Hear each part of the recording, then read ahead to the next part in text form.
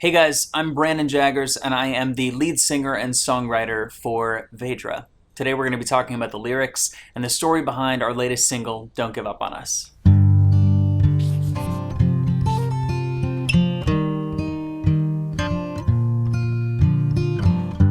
So I don't know about you guys, but there is a very special time of the day for me when I feel like all of my thoughts finally come together, and that's right around 3, 4 o'clock in the morning.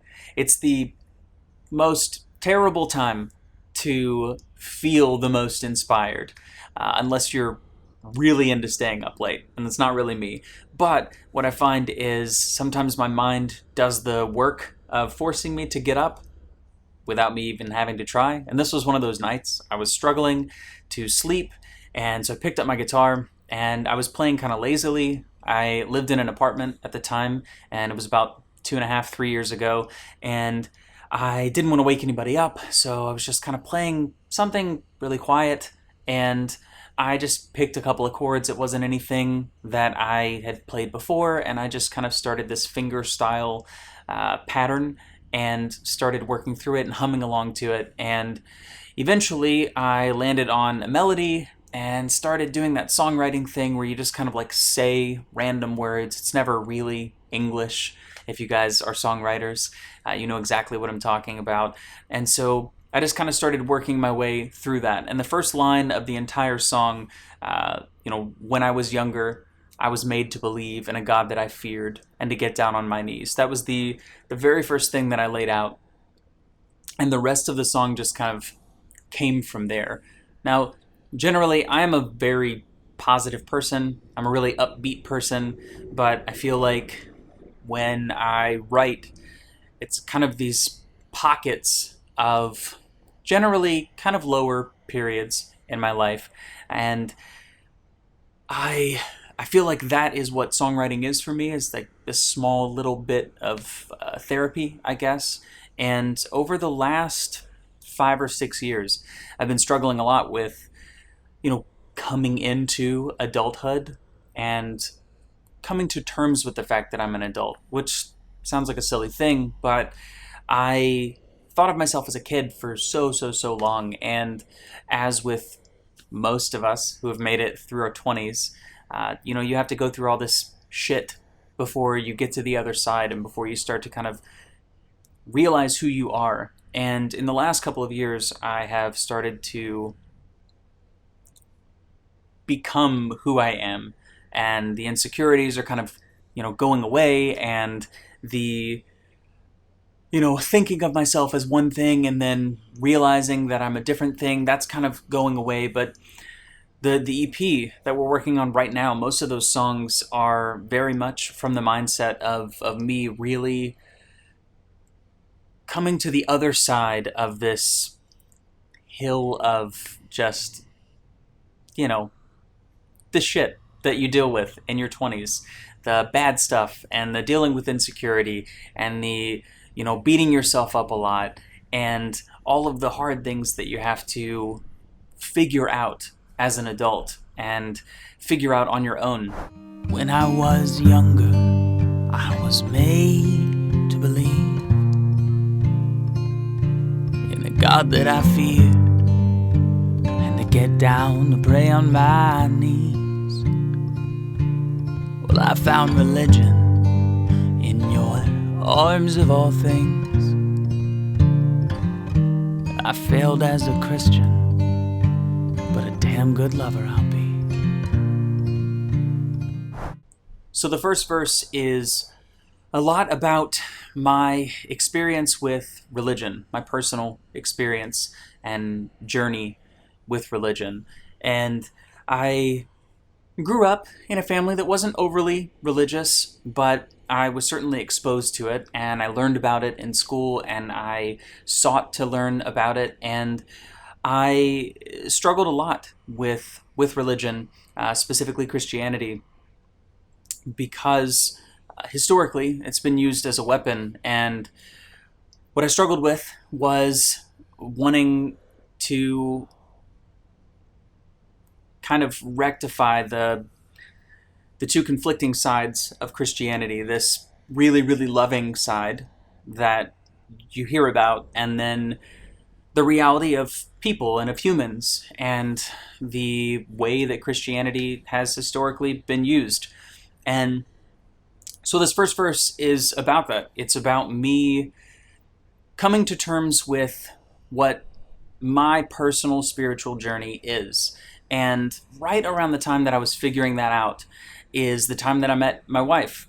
And I had all of these insecurities at the time, and I was working through all of that and trying to figure out just who I was. And right around that time, I met my wife. And truthfully, meeting her was the single most important piece of me figuring out who I was and who I am. And it has allowed me and did allow me to find myself and to find comfort in who I am and to be confident and to shed all of the insecurities that I had as a kid and as a young 20-something. And that's what the first verse is kind of about at the heart of it. And I can still remember those nights laying in the backseat of that old white Firebird, and the way you breathed. We made plans for the future and someday a great escape, before time got the best of us and got the best of me. So walking into the second verse, it's kind of a continuation of my story with meeting my wife. And some of the specifics, I had this old Firebird, it's this old 84 Firebird that I got as my first car, and we drove that thing everywhere, and we spent a lot of time in that car. Just hanging out and driving to the backs of neighborhoods and staring at the stars and talking about our futures. And at the time, we both lived with our parents, so this was kind of like our place to go and to dream about what the future was going to be and to listen to music super, super loud and drive down old country roads with the windows down while listening to that music and just like shouting the lyrics at the top of our lungs and building what our future was going to look like. And I still vividly remember all of that and love those moments and love looking back at those moments, because those were pivotal times in my childhood and in my young adulthood, and they're memories that I cherish quite a bit. So darling, don't you give up on us, don't give up on me. Our 20s sure beat the shit out of us and soured the taste of most things. But we'll climb and we'll climb to the crest of this mountain with fingers interlaced. So darling, don't you give up on us, don't give up on me. So the chorus is kind of a love letter specifically to my wife. You know, the verses are very much me focused and very much about my experiences, but the choruses are kind of the other side of it.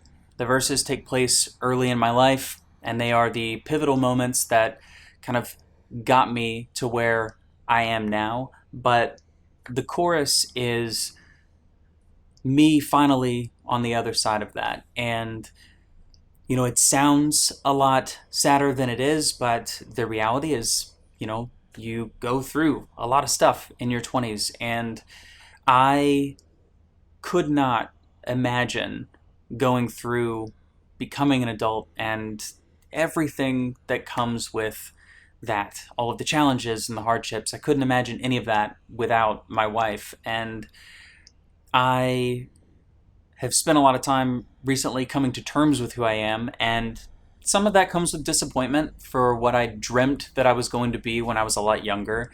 And the chorus is very much so me saying, we did it together. No matter how low I got, you didn't give up on me.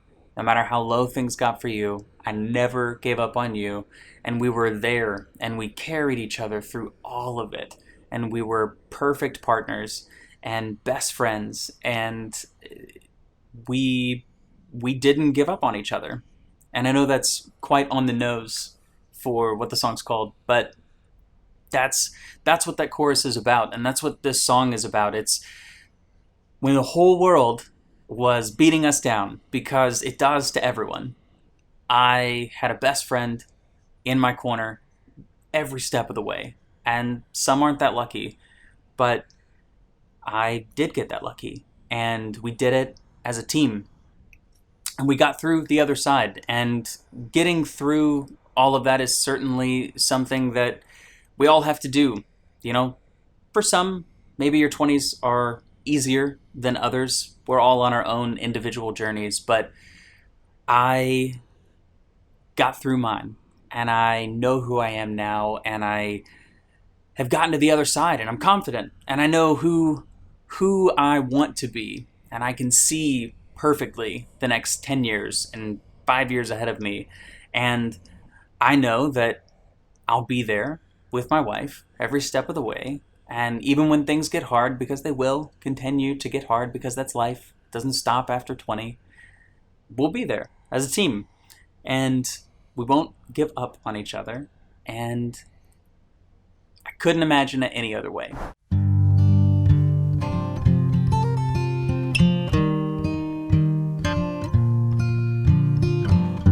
So as far as the production of the song, this is different. It's a lot different than what we've put out in the past. It's a lot different than what we will continue to put out.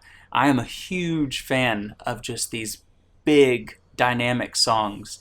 And I will admit that I tried to add more to this. I tried to beef it up, and I tried to, work on getting drums added to it. And I, talked to Kirby, and we really worked on trying to figure out what would work for this song. And he came over, and we drank some scotch, as we do.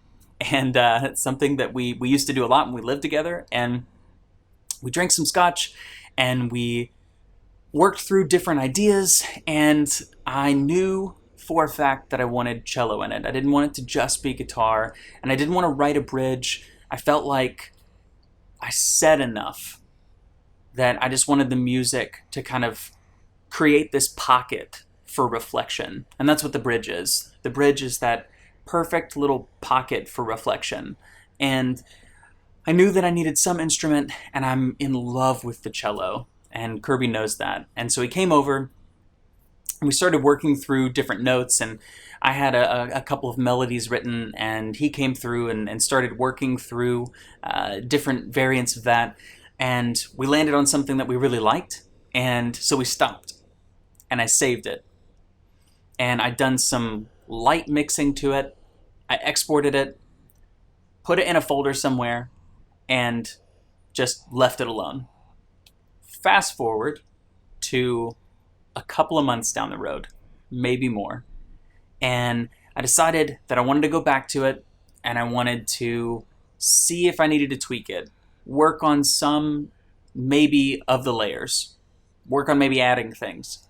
And sometimes fate just kind of steps in, and somehow I had saved over the entire project, and it was nowhere to be found, and all I had was this one file that I had exported.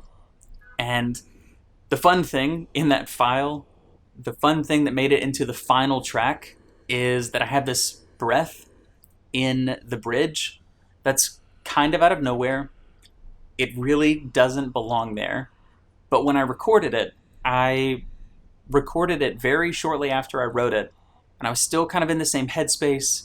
It was just soft, and it was just this breath out. And it ended up making it into the final song. I tried re-recording the song, and I just didn't feel the same way about it. And I shot the song around to different friends of ours that we let listen to some of the tracks early on, and everyone that we talked to was just like, it's raw, and it's genuine, and it doesn't feel overproduced. Just roll with it. And Kirby is a big advocate sometimes for just letting it be. And so after trying to re-record it, I ended up just letting it be. And I got it mastered, and that's now the song that you have. And it is super raw, and it will certainly stand out on the EP, but it's part of the story, and it is the perfect representation of that one single pocket of time when I put this song together. I was trying to be super, super quiet in the middle of the night and just like barely playing guitar. It was just me letting my thoughts pour out when the entire rest of the world was quiet. And I love it.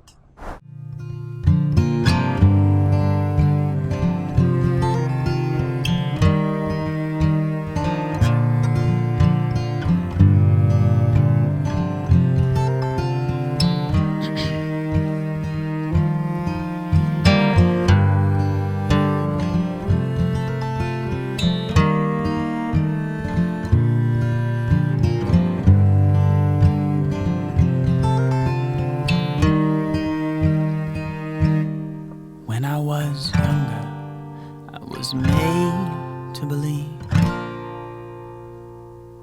in a God that I feared, and I got down to pray on my knees. Well, I found religion in your arms of all things.